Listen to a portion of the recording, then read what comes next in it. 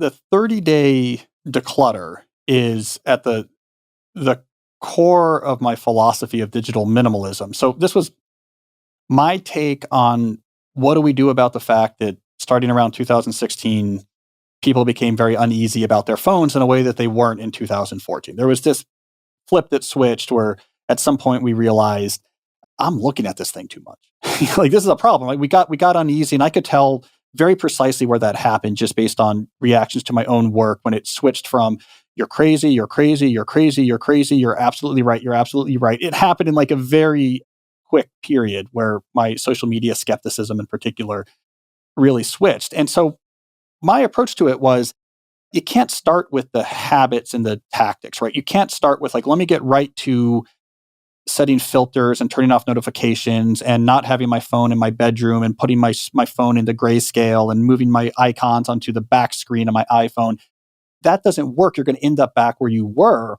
And so digital minimalism, by contrast, was this humanist philosophy where it says, no, you got to figure out what you're all about, like what you really care about and what you want to do, and then work backwards and say, what tech supports that? And that's how you choose what tech you use in your personal life and what rules you put around it. You start with what's important to me, and then you put the tech to work. That's much more sustainable. But how do you figure out this question? Like, how do you get that insight into what do I really want to do? What's important to me when you already have all that distraction? That's where the declutter came in. And so I said, take 30 days where you don't use social media, you don't stream online videos. The only podcast you listen to is Tim and mine, and everyone else you stop listening to. No video games, no online news that's very influenced by you and your low information diet, for example. And you experiment and you reflect and you think about life and go for walks and join things and ride your bike and hang out with friends without, sending them messages on a glowing bitmap screen. And you figure out what you're all about. And then at the end of the 30 days, you say, what do I want to do? And so I had that idea. I mentioned it to my newsletter because I was working on this book, but I was in the early days. And I said, does anyone want to try this?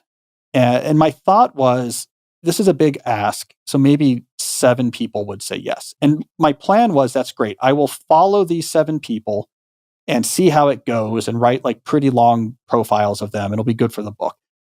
1,600 people came back and said, yeah, I'm doing it. Wow. So like it threw that idea that I was going to follow everyone. 1,600 people did it.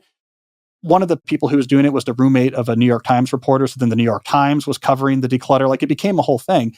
And then I got hundreds and hundreds of reports back from people about their experience and what worked and what didn't. But the main takeaway was it is much more effective if you want to tame the technology in your personal life. If you want to tame that, if you're working backwards from first principles of this is what I want to do with my life, how can tech help? It's incredibly sustainable.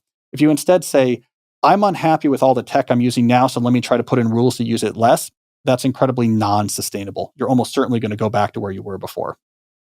So if people want to give this a shot, what should they do?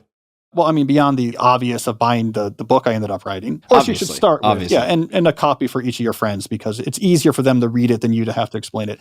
Once you've done that, it's actually straightforward. So literally what I say is just, I call them optional personal technologies. And I want to draw a really clear line here. This is really about your personal life.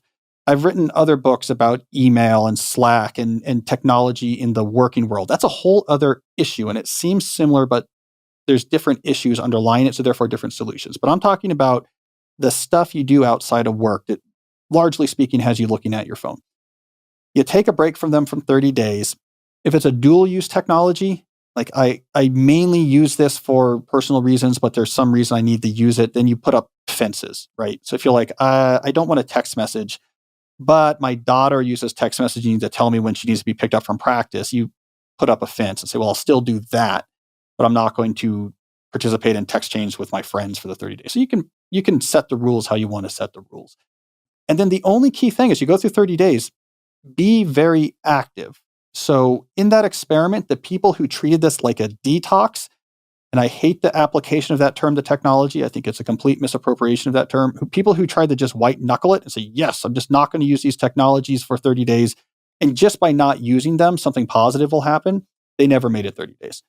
But the people who are like, I will now be very aggressive about reflection and experimentation, trying new things, going places, going to the library, buying a bike, joining a running club, reading books, going on long walks. They're the ones who really kept with it And then at the end of the 30 days, you literally write out a code.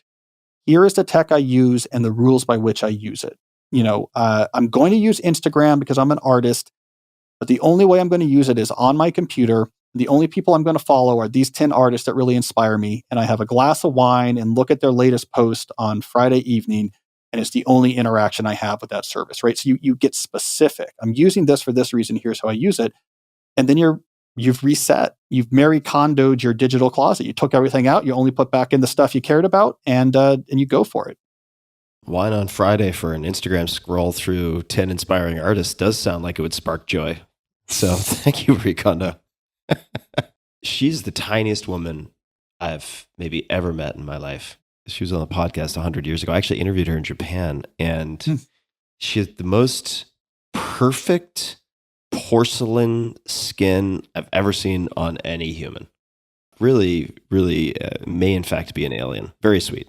A very organized alien, though. So she's a very organized alien. It'd be really discouraging if this hyper advanced alien civilization showed up and they were really, really fucking disorganized. Just couldn't figure things out. You'd be like, oh no, man. We thought we had so much clarity to look forward to.